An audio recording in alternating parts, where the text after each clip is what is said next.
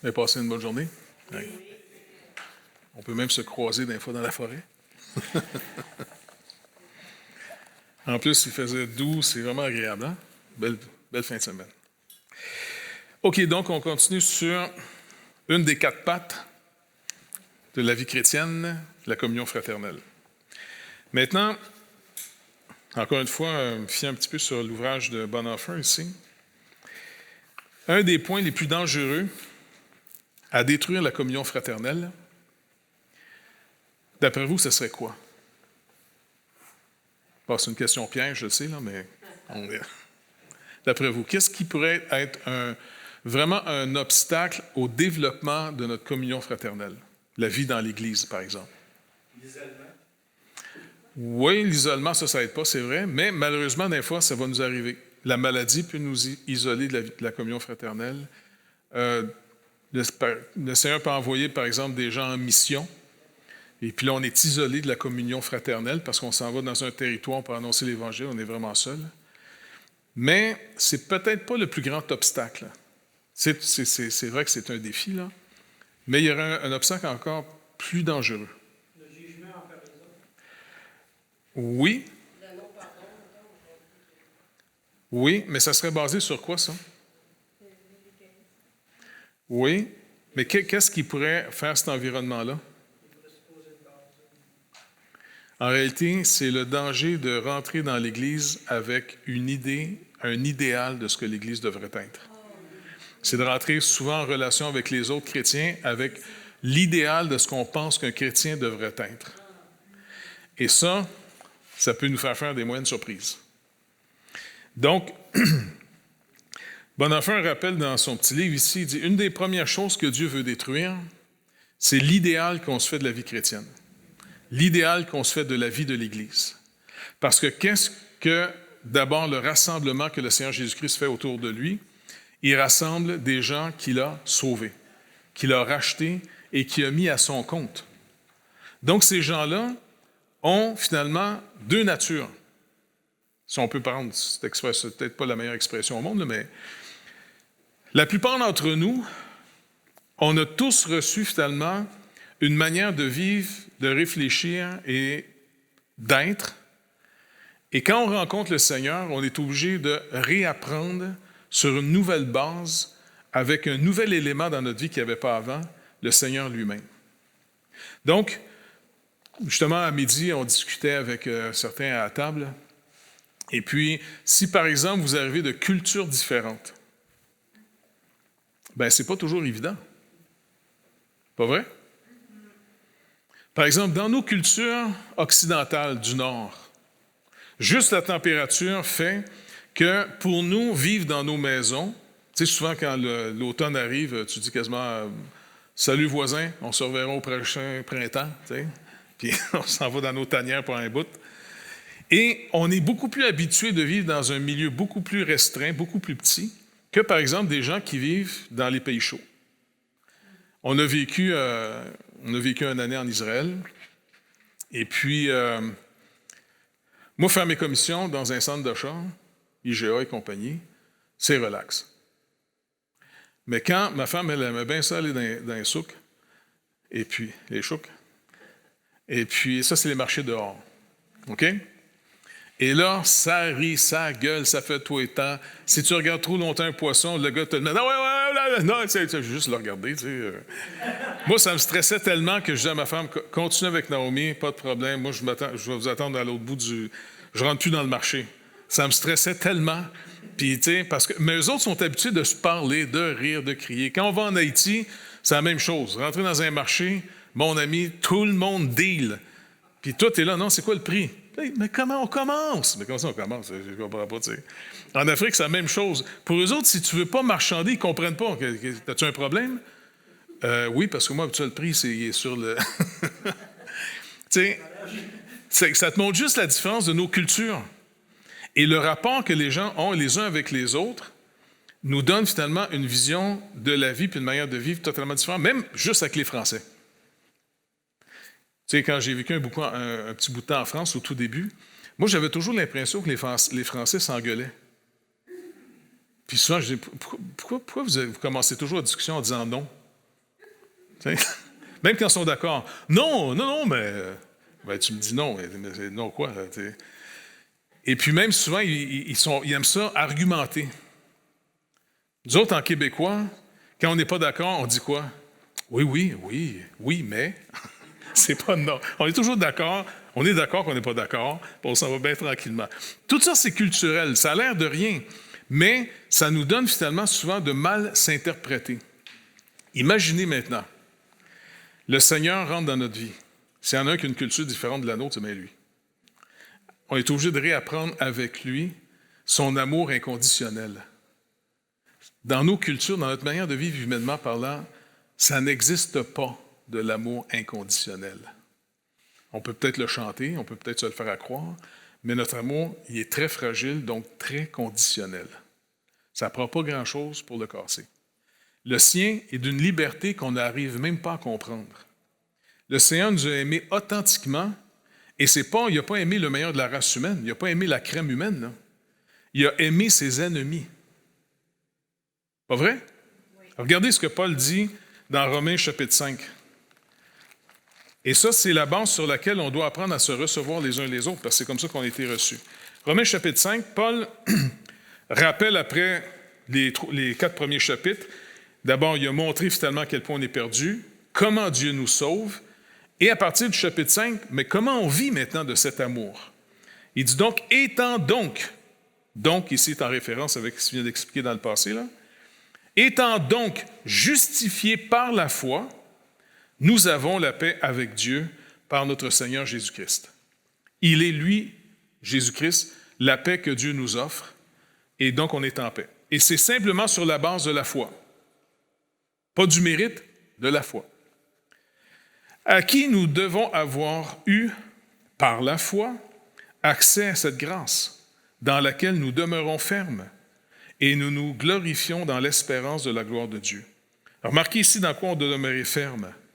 Pas dans la performance, dans continuer de croire que vous avez accès à cette grâce d'avoir la paix avec Dieu seulement sur l'œuvre que Christ a accomplie pour nous. Rien à voir avec nos œuvres à nous autres. Nos œuvres à nous seront le fruit de ce qu'on a cru. Pas la cause de ce qui va faire quelque chose, c'est le fruit. OK? Et là, on pourrait arrêter là en disant, c'est très beau, mais Paul continue. Bien plus. Là, c'est supposé être encore plus le fun, là. Bien plus. Regardez bien le bien plus de Paul. Nous nous glorifions même des afflictions. C'est assez rare que les gens viennent au Seigneur pour avoir des nouvelles afflictions. Hein? Je m'ennuyais, il me manquait d'afflictions. Je suis donc content pour les nouvelles afflictions que je vais avoir. Donc, la plupart d'entre nous, on vient au Seigneur pour en avoir le moins possible d'afflictions. Pas vrai? Mais Paul va dire non. En plus, beaucoup plus que ça, ce qui vient de dire qu'on a accès juste par la foi à cette grâce, que Christ est réellement notre justice et qu'on est totalement en paix avec Dieu. Il dit bien plus, nous nous glorifions même des afflictions, sachant que l'affliction produit la persévérance. Là, il faut s'arrêter pour réfléchir. OK, si l'affliction produit la persévérance, l'affliction me fait persévérer quoi?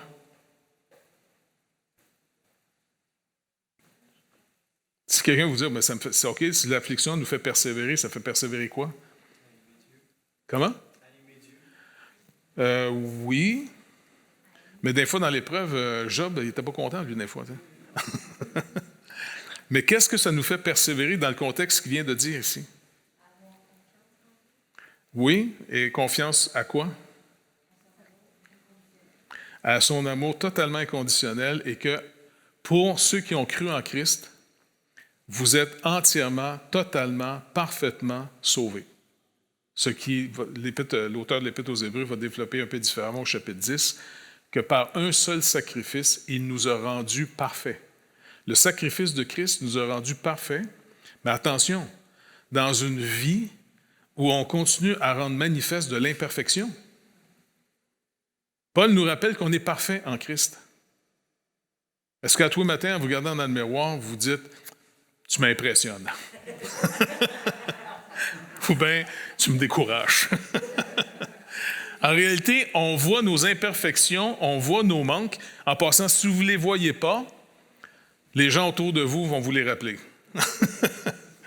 Donc, persévérer, au fond, ici, dans le contexte que Paul nous dit, c'est persévérer à croire l'œuvre de Christ pour vous et que Dieu est réellement pour vous maintenant.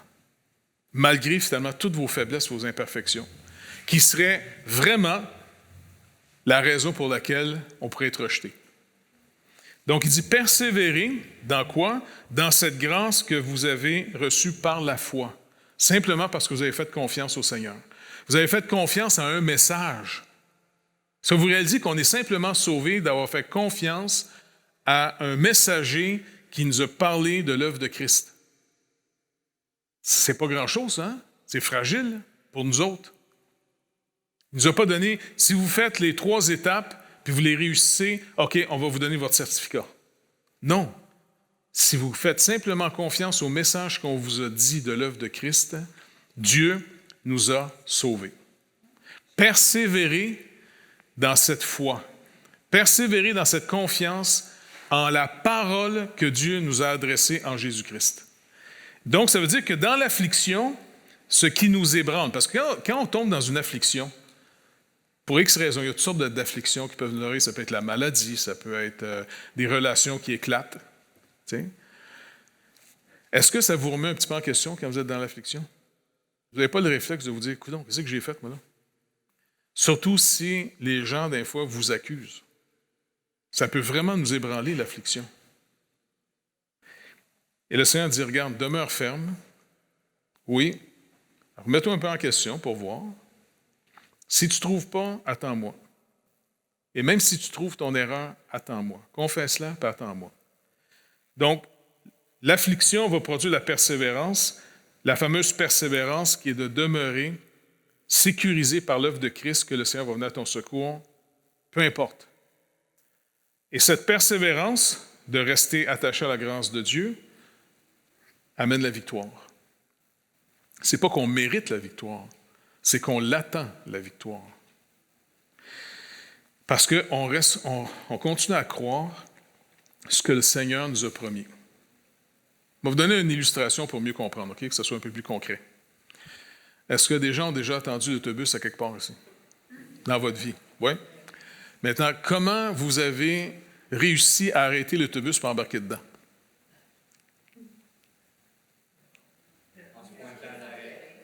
Exactement. Vous avez juste trouvé l'arrêt. Ou est-ce que l'autobus, il y a une promesse qu'elle va arrêter. C'est une promesse, ça, quand vous voyez un panneau d'autobus. C'est la promesse que l'autobus va passer ici. Et puis ça vous voit, elle va arrêter, elle va ouvrir les portes, vous allez embarquer dedans. Pas vrai? Oui. Maintenant, est-ce que vous pouvez faire venir l'autobus? Non. Même si vous forcez de la pensée positive. Moi, quand j'attendais l'autobus, quand j'étais plus jeune, je travaillais, finalement, tu sais, en hiver, t'as-tu hâte qu'elle arrive, l'autobus? À l'époque, je fumais, là, tu sais. Puis je me rappelais que souvent, quand je m'allumais une cigarette, ça faisait exprès, l'autobus arrivait, je suis obligé de jeter ma cigarette. Fait que des fois, j'étais tombé dans une forme de superstition. Quand je l'ai, bon, m'allumer une cigarette, ça va souvent faire venir l'autobus encore. Ça ne marchait pas tout le temps. Donc, le croyant, en réalité, il reste, au fond, toutes les promesses que Dieu nous dit, parce qu'on est sauvé sur la base de la parole de Dieu, ce qu'il nous a promis. Bien, c'est comme attendre l'autobus. Tu ne peux rien faire d'autre que de persévérer à rester là, même s'il fait fret.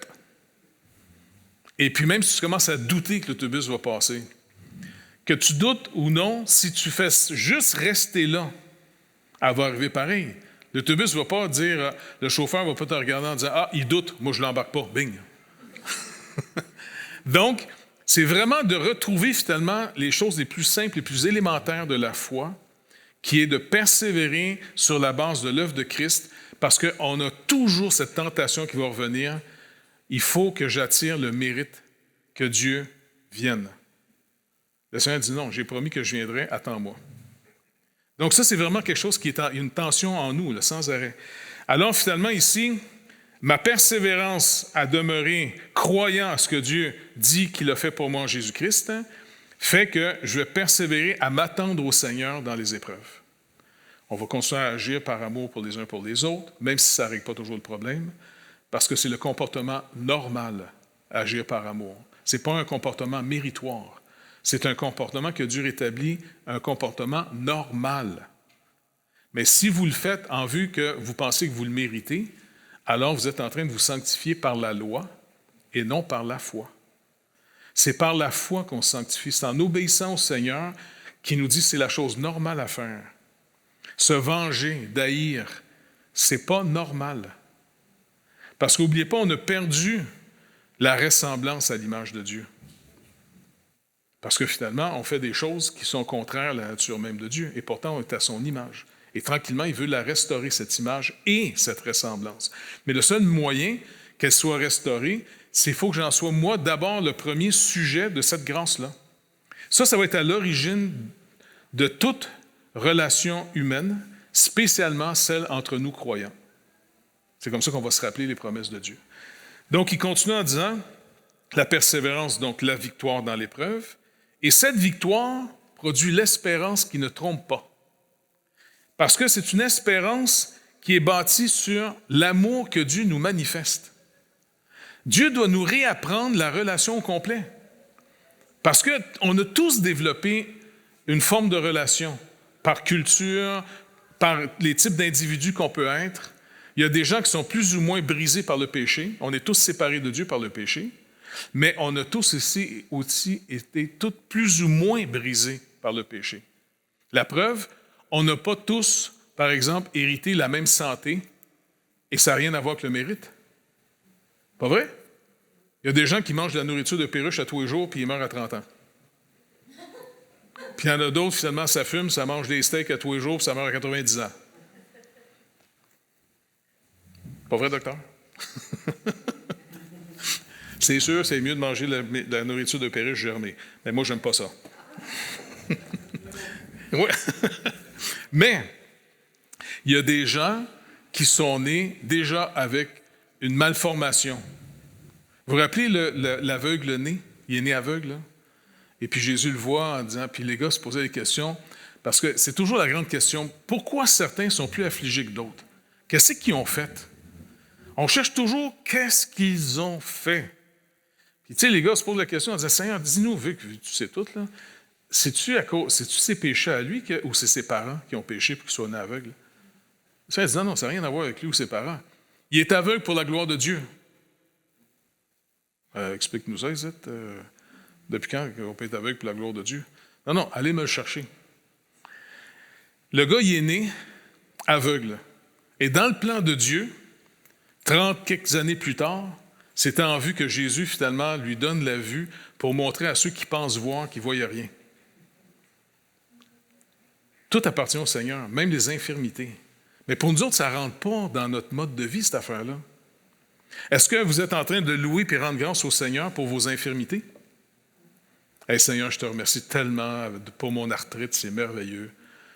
Non, la plupart d'entre nous autres, on fait tout pour ne pas être malade et que ça aille le mieux. Mais savez-vous quoi? On bâtit, et puis ça, c'est le danger pour la communion fraternelle de la détruire, nous bâtissons toujours nos vies, à cause qu'on a commencé une vie sans Dieu, on essaie de bâtir sur nos richesses qu'on peut avoir. C'est tout à fait normal. Si vous n'avez pas Dieu dans votre vie, là, essayez de posséder le plus de choses possible parce que vous êtes seul au monde. Et inévitablement, c'est pour ça que tout le monde convoite l'argent, parce que l'argent, ce n'est pas juste de la sécurité, c'est du pouvoir. Tout le monde cherche de l'information, de la connaissance, parce que l'information, ce n'est pas juste pour s'instruire, pour mieux comprendre, c'est souvent du pouvoir. Donc, on a bâti des vies sans Dieu. Et quand on se retrouve ensemble, on a peur de nos faiblesses parce que c'est là qu'on est vulnérable. Mais le Seigneur, finalement, commence une relation avec nous dans nos faiblesses, pas dans nos forces. Et ça, c'est complètement en dehors de notre manière de réfléchir les choses. Tu sais, dans une église qui va bien, puis que, tu sais, elle a prospéré, tu sais, dans le sens qu'il y a des églises, ça va bien. Ça arrive. Et imaginez que vous allez évangéliser, et là, vous amenez des gens que vous avez trouvés dans la rue qui ne sont vraiment pas du même genre que l'Église. Tu sais, il y en a qui vont dire, « Oh, attends, c'est qui lui? On ne le connaît pas. » Oui, mais c'est ça le but, il faut amener du monde qu'on ne connaît pas à l'Église. Non, mais il nous dérange, puis en plus, il ne se sent pas bon. Ben, c'est pas grave, ça. Va sniffer un peu la COVID-19, puis il paraît que ça t'enlève l'odorat, fait que tu vas être bien plus tolérant. Ça fait que le but, souvent, le Seigneur nous montre en disant, faites attention parce que vos richesses vous endurcissent. Juste pour donner un exemple étrange, comment on est sauvé? Est-ce qu'on est sauvé parce que Dieu nous trouve pas si pire? Non, il nous a sauvés par le lieu le plus condamnable de nos vies. Il ne nous attend pas en haut de la montagne de sainteté, il nous attend carrément dans la vallée où il y a la croix. Il nous attend au lieu de la condamnation. On est sauvé la journée qu'on va accepter qu'on est condamnable. Et c'est là qu'on entend son pardon. C'est là qu'il commence avec nous la relation. Il commence la relation dans le pire de notre vie. Pour après ça nous montrer qu'il nous aime, non par notre mérite, mais parce qu'il y a une liberté totale en Dieu de sa nature d'aimer même ses ennemis. C'est important ce que la parole nous enseigne parce que comment il nous est dit qu'on doit se recevoir les uns les autres? Recevez-vous comme Christ vous a reçu. Dans l'Église, on doit apprendre carrément à nous recevoir les uns les autres comme Christ nous a reçus. Donc, c'est sur la base du besoin et de l'échec. Et ça, c'est vraiment important qu'on l'apprenne parce que comment on va être une Église qui ouvre ses portes envers vraiment les perdus? Dieu est venu sauver ce qui était perdu. Il n'est pas venu sauver les meilleurs. Et combien de fois on entend souvent dans les discussions, « Oh non, il ne peut pas être sauvé, il est rendu tellement bas. » Non, tu ne peux pas descendre plus bas que l'amour de Dieu peut aller te chercher. Puis la conversion la plus belle, moi, que je vois dans les évangiles, devinez, c'est laquelle? Il y en a plusieurs. Tu sais, Matthieu, par exemple, sur une belle conversion, c'est un péager. Il travaillait pour les impôts de l'époque, là, que c'était travailler pour les Romains, là, tu sais. C'est une belle conversion, ça. Le Seigneur dit, suis-moi. Il a juste dit, suis-moi. Nous autres, on essaie toujours, qu'est-ce qu'il a dit avant? Qu'est-ce qu'il a compris? Non. Les gars nous ont dit, il a juste dit à Matthieu, suis-moi. Comment Matthieu a réagi à ça? Oui, puis comment il a fait ça? Vous vous rappelez l'image, comment c'est décrit? Le gars, il avait une table, il ramassait du cash, il laisse tout l'argent là, puis il suit le Seigneur. Il n'a pas pogné son sac, tu sais, puis il laisse tout là pour suivre le Seigneur. Écoute, c'est pas Matthieu, sa vertu. C'est un pourri, le gars. Il travaillait pour les Romains. C'est un voleur en même temps. Puis le Seigneur l'appelle. Sa parole est vivante. Elle n'a pas besoin de ma vie pour que je la rende vivante, sa parole. Sa parole est vivante. Il appelle les morts à la vie.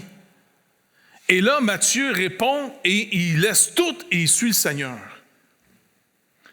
Il me semble que quand le Seigneur faisait des équipes de 2 par 2, hein, il les envoyait toujours 2 par 2. Matthieu, le vendu aux Romains. Il y avait qui d'autre aussi parmi les disciples qui est un petit peu l'opposé de Matthieu? Non. Jude, le zélote. Savez-vous c'était quoi un zélote de l'époque? C'était un gars qui était prêt à trancher la tête à des Matthieu. Puis peut-être des fois le Seigneur disait, OK, Matthieu, Jude, allez ensemble. Oh Seigneur, augmente ma foi. Qu'est-ce qui les empêche de vraiment marcher ensemble? Leur justice propre. C'est notre justice propre. L'apôtre Paul dit, tout ce qui était pour moi avant un gain. Tu sais, dans Philippiens chapitre 2, 3, c'est-à-dire, il dit, je l'ai vu maintenant comme des ordures. Parce que tout ce qui est un gain, c'est tout ce que j'ai qui me distingue de l'autre. Et Paul, qui avait vraiment un pedigree assez impressionnant, il considérait ça maintenant comme des ordures parce que ça l'empêchait de connaître l'amour que Dieu a manifesté pour les perdus. Donc, une des plus belles conversions en dehors de celle de Matthieu, pour moi, en tout cas personnel, c'est personnel, OK? C'est un des 2 larrons. Les 2 larrons, dans certains évangiles, ils nous montrent que les 2 se moquaient du Seigneur, puis les 2, là, c'était pas agréable d'être cloués sur du bois. Hein? Et qu'est-ce qu'il disait? Ah, si t'es le Messie, là, sauve-toi puis sauve-nous. On va dire, c'est le temps de faire un miracle, là. Le Seigneur ne répond pas, il ne dit rien. Puis les 2 sont là, puis il l'insultait, puis tout ça, puis sûrement il était en panique, les gars, crucifié, là, ça ne doit pas être agréable, ben, hein? Et soudainement, il y en a un des 2 qui dit à son ami, arrête. Nous autres, on mérite d'être là, pas lui. Et il se retourne vers le Seigneur en disant, Seigneur, quand tu vas rentrer dans ton règne, rappelle-toi de moi. Qu'est-ce qu'il voyait dans Jésus, battu à mort, rejeté par les autorités religieuses de son temps, en tant que c'est des Juifs là, qui sont crucifiés là, ils savent ce que ça veut dire mourir pendu au bois. Ils sont des maudits de Dieu. Selon la loi de Moïse, si un Juif meurt pendu au bois, il est déclaré publiquement maudit de Dieu. Et là, il regarde Jésus en disant, il croit en lui, là. C'est facile de croire en Jésus quand il est en train de faire la multiplication des pains, quand il ressuscite un mort, quand il fait des miracles. Les foules viennent le voir pour ce type de Jésus-là qu'on va avoir. Mais dites-moi, qu'est-ce que le larron a vu si c'est ce que le Saint-Esprit lui a montré? Et ça, c'est juste l'œuvre de Dieu qui peut montrer qui est Jésus-Christ. Il va venir, Jésus a dit, le Saint-Esprit, pour me glorifier. Et là, il regarde Jésus, rappelle-toi de moi quand tu vas rentrer dans ton règne. Et Jésus, dans sa compassion incroyable, qui dit, je ne mettrai jamais dehors celui qui vient à moi. Il le regarde en disant, je te le dis ce soir. Ce soir même, tu vas être avec moi au paradis. C'est incroyable. Le gars qui venait de l'insulter il y a quelques moments avant, qui vient recevoir le don de la foi. Le Saint-Esprit vient de glorifier Jésus-Christ, il vient de le voir. Et ce n'est pas en apparence humaine. Ça, c'est à l'origine de l'Église. C'est à l'origine de notre communion fraternelle. Et c'est ça qu'il ne faut jamais perdre de vue. Et à tous les matins, dire au Seigneur, écoute Seigneur, ça fait peut-être tant d'années que je marche avec toi, je t'en supplie, que ça ne m'enfle pas la tête, que je puisse te rendre toute la gloire. Rappelle-moi ce que je suis si ce n'était pas de ton salut. Puis le Seigneur est fidèle, il va nous le montrer. Il va nous rappeler à quel point sans lui, on est des pourris. C'est pas le fun d'entendre ça, mais c'est la vérité. Et donc, sur la base, finalement, encore une fois, on arrive à quelque part, on se fait souvent une idée de ce que l'Église devrait être. On se fait une idée de ce que le croyant devrait être. Et le Seigneur veut que cette chimère-là soit détruite. En disant, tu vas recevoir ton frère sur la base de l'œuvre de Dieu. Il est venu sauver ce qui était perdu. Et là, après, puisqu'on va commencer à vraiment accepter de voir ce qu'on est pour vrai, alors là, on va développer ensemble beaucoup plus de délicatesse et de prudence les uns envers les autres. Parce qu'on ne présumera pas un idéal qui n'existe pas. On va au contraire se recevoir comme étant tous des gens qui ont été sérieusement brisés par la vie. Et là, on va se demander régulièrement pardon. Pardon par ignorance, toutes sortes de choses. Combien de fois, quand ça va bien dans notre vie, puis qu'on s'en va aider quelqu'un, on peut arriver quelquefois avec un esprit un peu condescendant. C'est pas tellement agréable pour le frère, ça, dans ce temps-là. C'est facile, je vous le dis, c'est facile. Le Seigneur ne veut pas nous humilier parce qu'il veut se venger. Il est obligé de nous humilier des fois pour qu'on décante un peu. En disant, oh, calme-toi un peu. Est-ce que tu as oublié que c'était pure grâce que je t'ai utilisé? Et là, comme ça, on peut continuer à se recevoir les uns les autres comme Christ nous a reçus. Et là, réapprendre, à partir de ce moment-là, réapprendre une nouvelle sorte de vie qui produit une nouvelle sorte de relation humaine. Et il va y avoir bien des échecs. C'est pour ça qu'il est marqué dans Colossiens, si on est à se plaindre les uns contre les autres, bien, qu'on doit se pardonner mutuellement. Là, se dire, écoute, ça se peut, j'ai manqué mon coup, je demande pardon. Tu sais. Et là, tranquillement, on réapprend comment prier les uns pour les autres, comment se soutenir les uns les autres, comment finalement rester une communauté qui, avec le temps, ne se fermera pas des murs sur elle-même et qui va commencer à parler des gens qui ne sont pas sauvés comme les eux autres et ceux de l'Église, les nous autres.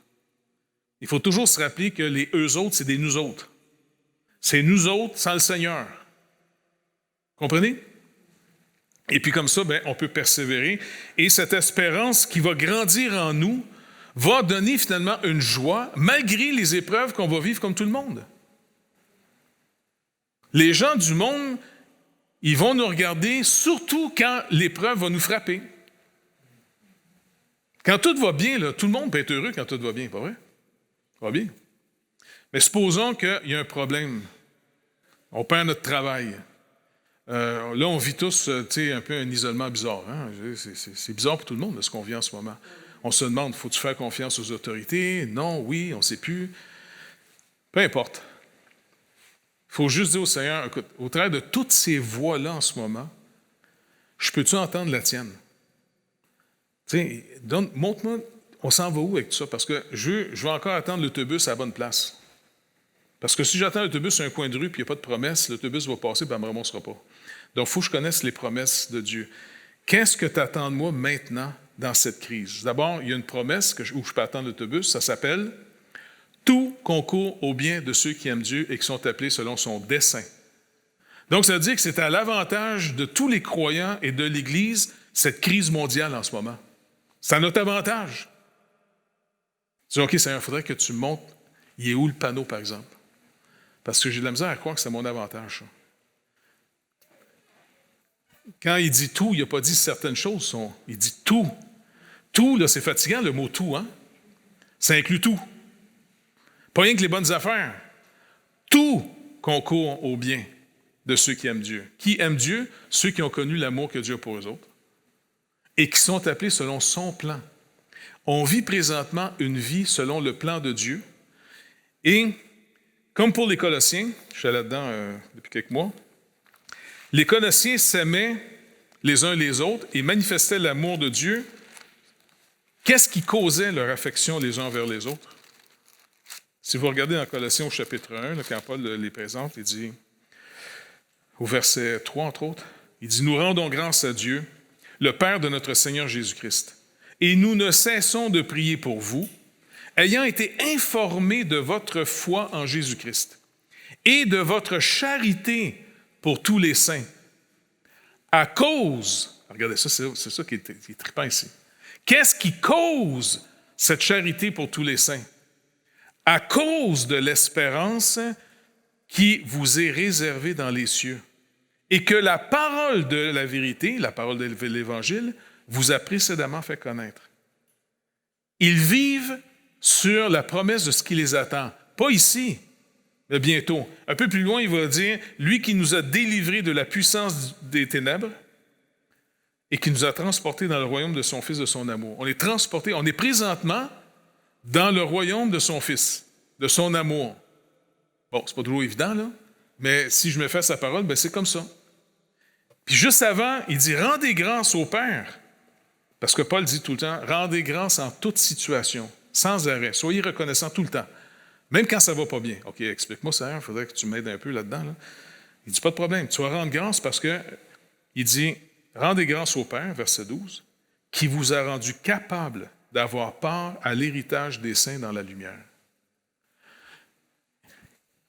Est-ce que un héritage, là, on reçoit ça comment? Est-ce que vous travaillez pour un héritage? Comment qui peut recevoir un héritage? Pardon? Un enfant, même d'autres personnes. Celui qui était mentionné sur le testament. Exactement. Celui qui va recevoir l'héritage, c'est celui qui est inscrit sur le testament. Il y a des gens, des fois, qui sont surpris d'avoir été mis sur le testament. J'ai déjà entendu une histoire, là, je ne sais pas si c'est vrai, là, mais c'est une histoire par rapport de Howard Hughes, là, tu sais, le fameux millionnaire américain, là, Howard Hughes. Il paraît qu'il avait des phobies un peu spéciales, le monsieur. Puis des fois, il partait sur une brosse solide pendant une couple de jours, tu sais. Et puis un jour, il y a un monsieur, un ouvrier, tu sais. Il voit ce monsieur-là, il ne le connaît pas, monsieur Hughes, tu sais. Puis, sous-mort, le gars, à la porte de son appartement. Fait que le monsieur, il est là. Écoutez, monsieur, faites-là, tu sais, il ne sait plus ce qui est trop rendu, il a mal au cœur, tout ça. Ben, il dit, attendez, moi, vous aider, rentrez chez nous, là. Moi, je vais aller travailler, puis reposez-vous. Après ça, prenez une douche, puis retournez chez vous, allez voir votre femme, vos enfants, tu sais. Je pense que vous avez reviré une moyenne bonne, là. Puis il s'en va, l'ouvrier, il laisse dans son appartement, puis il laisse M. Howard Hughes là. Hughes, il paraît, il a pris sûrement une douche, il a appelé son chauffeur qui vient de le chercher. Des années plus tard, Howard Hughes est mort. Et le monsieur, qui l'avait simplement pris, rentré chez eux, son chauffeur vient le chercher, il dit, vous devez venir, son avocat veut vous parler, le notaire. Ah, je ne connais pas M. Hughes, moi, là. Vous êtes bien M. Untel? Oui, c'est moi. Venez. Il embarque dans le char, s'en va là-bas. Il s'assoit. Le gars, il hérite une fortune. Hughes n'a jamais oublié, finalement, ce que ce gars-là avait fait pour lui. Ça, Ça, c'est vraiment le cœur de Dieu. Ça ne me surprendrait pas que ce gars-là, c'est un chrétien. Il a eu compassion du gars. Il dit, écoute, chum, il a reviré une moyenne brosse, là, c'est pas bon, ça. Le Seigneur, aujourd'hui, il nous appelle à nous recevoir les uns les autres sur la même base. Et le danger qu'une Église commence bien, au début, on annonce l'Évangile à tout ce qui bouge. En tout cas, c'est comme ça qu'on faisait. Moi, je partais dans le quartier, je demandais à la petite de prier pour moi, puis on me promenait. Tout le monde que j'arrivais à pogner l'attention, je parlais du Seigneur. Tu sais. Et puis, ceux qui venaient le plus, c'était les plus fêlés du village. En plus, on avait un hôpital psychiatrique pas loin, puis eux autres, ils aimaient bien ça. Hein, on avait pas mal qui arrivaient à la maison. Hein? Fait qu'on n'avait pas de problème. Puis quand on les amenait, par contre, à l'église où on allait, ils ne voulaient pas là. Parce que, tu sais, c'est des gens nerveux, puis c'est des gens qui aiment boire bien du café puis qui fument beaucoup.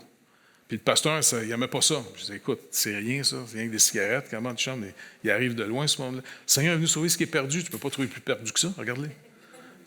C'est un candidat pour être sauvé, ça.